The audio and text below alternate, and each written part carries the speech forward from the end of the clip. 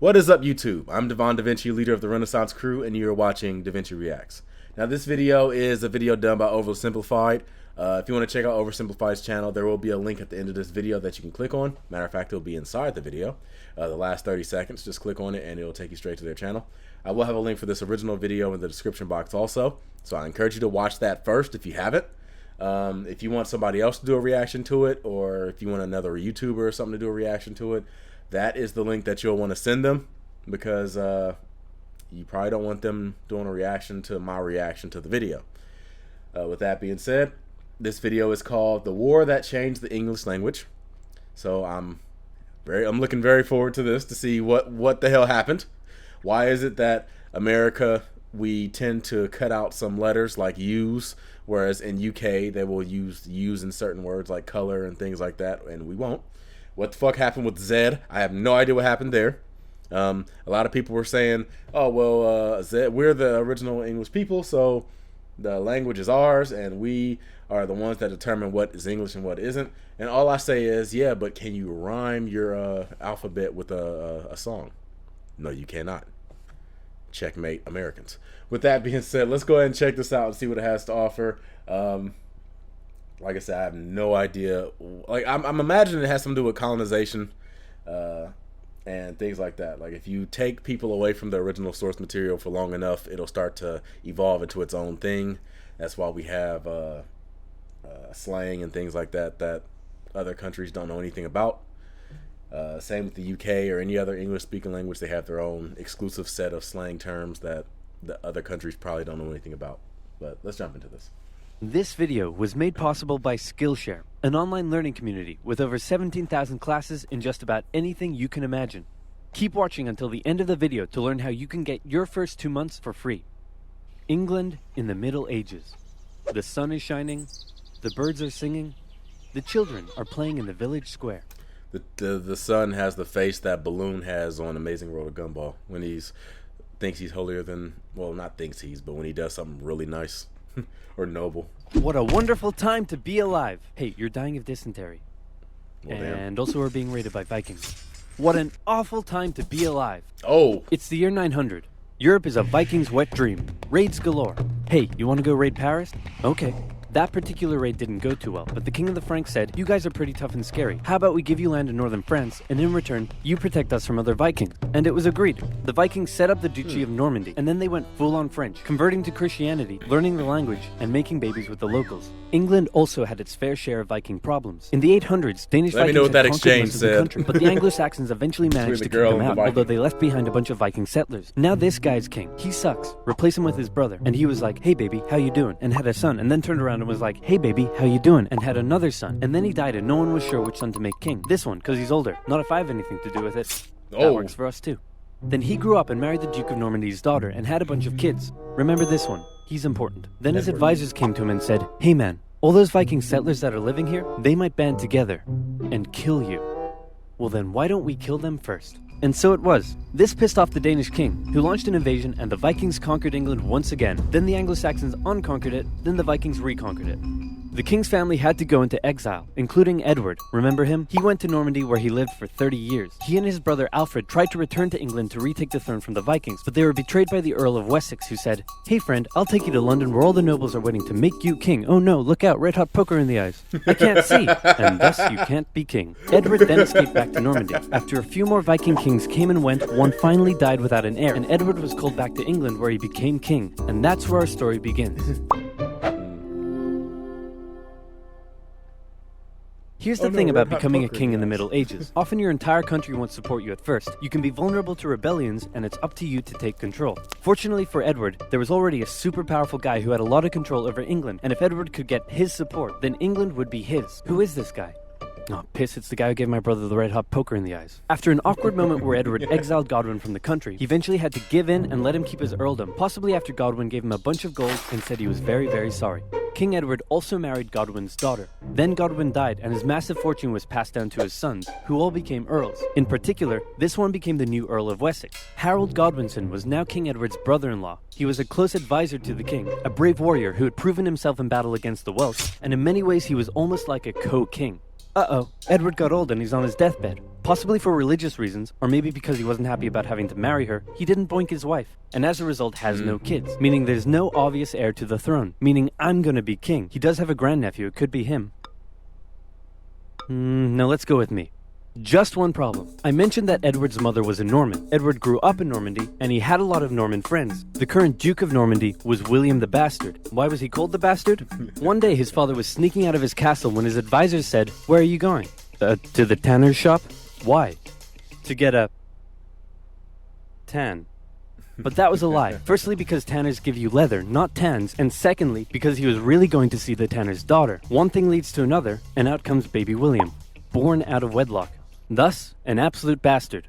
His father died when William was 7 or 8, and he became the new Duke. He spent most of his childhood narrowly avoiding assassination, which probably turned him into the big balls tough guy he's remembered as today. In 1051, the town of Alençon tried to rebel against him, and the townspeople beat on dead animal skins as an insult to his commoner mother. William was furious, and he responded by, well, let's just say it wasn't pretty. That's the kind of guy we're dealing with here. William and Edward were good. Alright, I'm probably going to have to look up the guy. I don't know anything about him, but sounds like some... Oversimplified likes to jump over some certain things and, you know, just gloss over the small details like genocide and ethnic cleansings and massacres and things like that. So sometimes you got to look in between the lines and try to figure out history as it originally was. So I will have to look this person up after this video is over.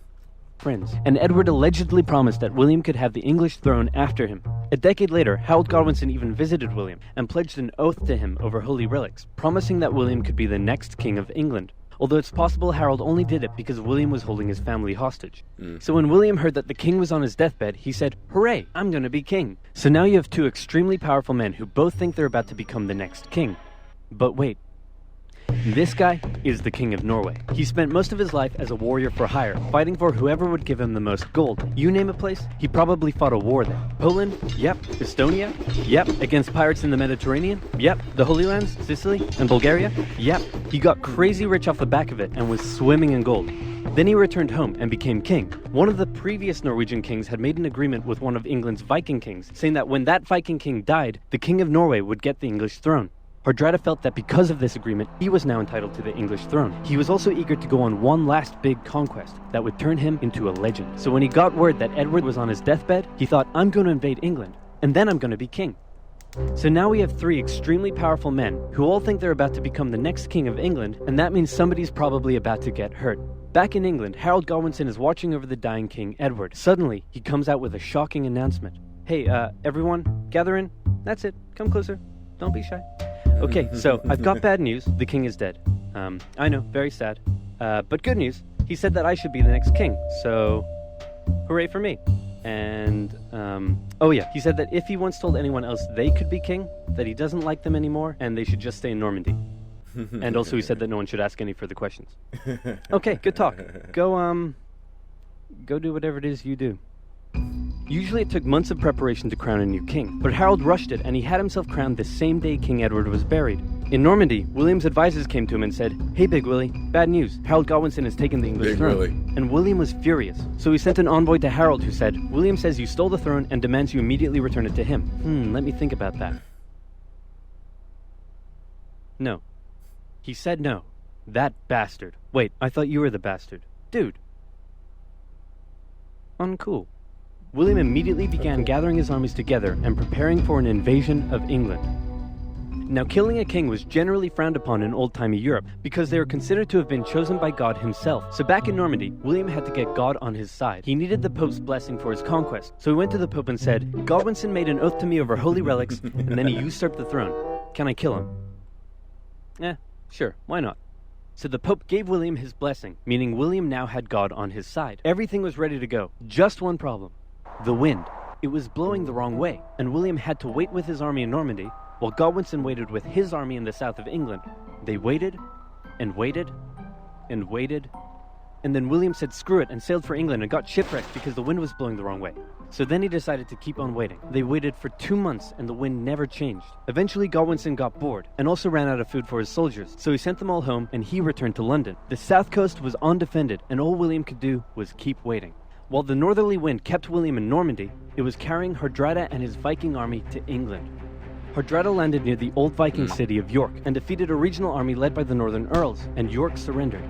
When Godwinson heard about this, he must have been pretty upset. He had just disbanded his army, and now he had to gather them all together again and march all the way north. He made the exhausting journey in just 4 days, which is crazy quick, and he caught the Vikings off guard and unprepared for battle. The two armies stood on either side of the River Derwent.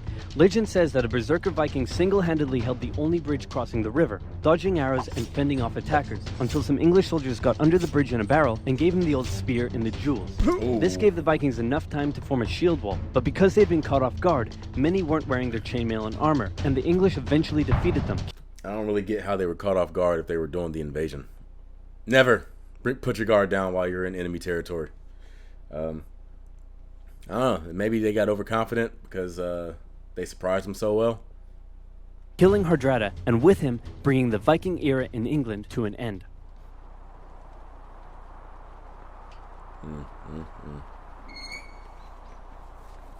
Finally, William's fleet of over 700 ships and 14,000 men set sail and landed on the English coast at Devon and set up camp near Hastings. And Harold was still all the way in York. His exhausted army had to march all the way south just days after their battle with the Vikings. Harold made it to London and considered just staying there and waiting for William to come to him.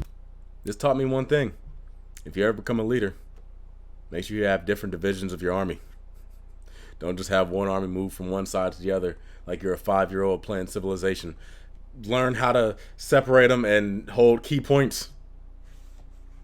But William forced Harold's hand by burning down a bunch of villages. Harold's army set out and met William's on the 14th of October, 1066, and both sides prepared themselves for the Battle of Hastings. The English were on a hill, so they decided to stay there because it was a good defensive position. The Normans approached, and the two sides probably spent a while yelling at each other. William and the Normans had a few tactical advantages over the English. The first were the archers. The Normans sent volley after volley of arrows at the English, who formed a shield wall in defense. Then William sent his infantry up the hill. The English threw anything they had at them, and the Normans couldn't break through the shield wall. Then the Normans' next tactical advantage came into play. William sent his cavalry up the hill, but even they struggled to break through the shield wall defenses. Wave after wave of infantry and cavalry came, and Harold knew all he had to do was let the Normans exhaust themselves and he would win. But then something a bit strange happened. It's possible the Normans incorrectly believed William had been killed. Maybe they lost their will to fight against the shield wall, or maybe it was an intentional deception tactic. But suddenly, the Norman forces turned and ran away from the English. Believing they had won, the English broke their shield wall and chased down the retreating Normans, who then turned around, encircled the English troops, and cut them down. In the chaotic fighting that followed, Harold Godwinson was killed, the most popular theory being that he took an arrow in the eye. The English were defeated, and William had won. He was no more just a bastard. Now, he was a conqueror. At first, the English nobles were reluctant to make him king, but William burned down a few more villages and Okay, William the Conqueror. So now the name sounds more familiar. Like I said, I don't know a lot about English history. I need to definitely get into it. But hey, blame American education system for that. I'm not going to take responsibility for this. He was a conqueror. At first, the English nobles were reluctant to make him king, but William burned down a few more villages, and the nobles eventually gave in and offered him the crown. As he was coronated, the local villagers in Westminster let out a cheer of support, but William thought it was a riot, so he burned down the village. William then had to go on a long and costly campaign of quelling rebellions and burning down villages all over England to force the people into submission, and England went through a massive transformation under its new Norman rule. English nobles were replaced with Normans. They built castles and grand cathedrals, but one of the most interesting changes occurred within the English language. The Normans brought their dialect of French to England, and it merged with Old English in ways we still live with today. First of all, the Normans were obviously the ones in power, so words related to power like government, judge, castle, and crown come from the Normans. Words that are considered posher or more refined are usually the Norman ones. At first, the Anglo-Saxons probably weren't that friendly to the Normans, while the Normans likely weren't that amiable towards the Anglo-Saxons. An Anglo-Saxon might come into a room, but a Norman would enter into a chamber. An Anglo-Saxon might buy themselves a shirt, while a Norman would purchase a blouse. And while that filthy peasant's new shirt may be fair, the Norman blouse is absolutely beautiful. The Normans actually considered some Anglo-Saxon words so crude that I can't even say them on YouTube. But there's more. Ask an Anglo-Saxon what job he does, and he might respond with some low-level trade, such as a baker, a miller, or a shoemaker. But a Norman has a skilled trade, like a painter, a tailor, or a merchant. The Anglo-Saxon farmers working in the fields owned many cows, pigs, and sheep, but once they were served up in a Norman banquet, they became beef, pork, and mutton. And written English changed too. Since many Anglo-Saxons couldn't write, the written language was romanticized. Your annoying friend that says Cool Whip might just be speaking an Old English dialect, as the Anglo-Saxons originally wrote it when, where, and what, but the Normans swapped the W and H around, and the long English A vowel sounded more like an O to the Normans, so you can thank them that you live in a home, not a ham. Hey, fun fact about William, the man couldn't read or write, not in French, not in English, not in anything. Well, what if I told you there was a place where you could learn French, English, even Japanese if you wanted? And not just that, pick up a musical instrument, learn to code games and apps, animation, photography and film, anything you could dream of, all taught by genuine experts, and you can get your first 2 months for free. I'm talking about Skillshare. With over 17,000 classes in the arts, business, technology, and more. I get a lot of comments asking how I create these videos, and the answer is a mixture of After Effects, Photoshop, and Illustrator. You can find classes for all skill levels on Skillshare. Pair those new design and animation skills with some coding, and you're on your way to making your first indie game or app. You can get unlimited access to all of this for a very affordable $10 a month. But if you want to try it out first, you can get 2 months for free by using this link, which can also be found in the description below. So check it out, improve your skills, and learn something new today with Skillshare. With how popular his videos are, I'm going to assume that this link is already done. But, I mean, you can still give it a try. With that being said, I want to thank everybody for coming through. I don't know anything about English history, really. Not until the more recent times, I guess. Battle of Hastings, I've heard the name of it before. I've never actually studied it or known what exactly it was about. It's like, it's just one of those things that you just kind of like, you know the name, and you can probably associate it with something, but you don't know a lot of detail about it. Kind of like how a lot of people who don't know anything about martial arts still know who Bruce Lee is. They probably can't name any of his movies or like what exactly he specifically studied in, but they know like, oh, well, he's a martial artist. He was an actor. And that's pretty much it. But you know him. Even though nobody really had to sit and teach you about him, you still know him. That's kind of how I am with Battle of Hastings and William the Conqueror. Now, obviously, I need to learn more about this. I will probably end up spending some time on Wikipedia and probably some other sources. But with that being said, hopefully I will be a little bit more enlightened. And hopefully this video enlightened you a little bit. If you didn't know anything about this, maybe this gave you the motivation to go look it up and learn it yourself.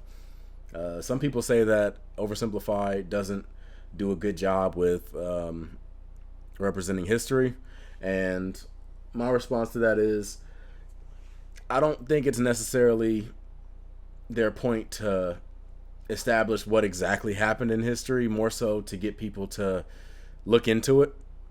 They obviously do a lot of this for comic relief, and I feel like at some point they know what they're saying is, well, obviously oversimplified, but at the same time, their job, or I can't say their job, but what they make me do is they make me want to look into stuff and actually learn more about it.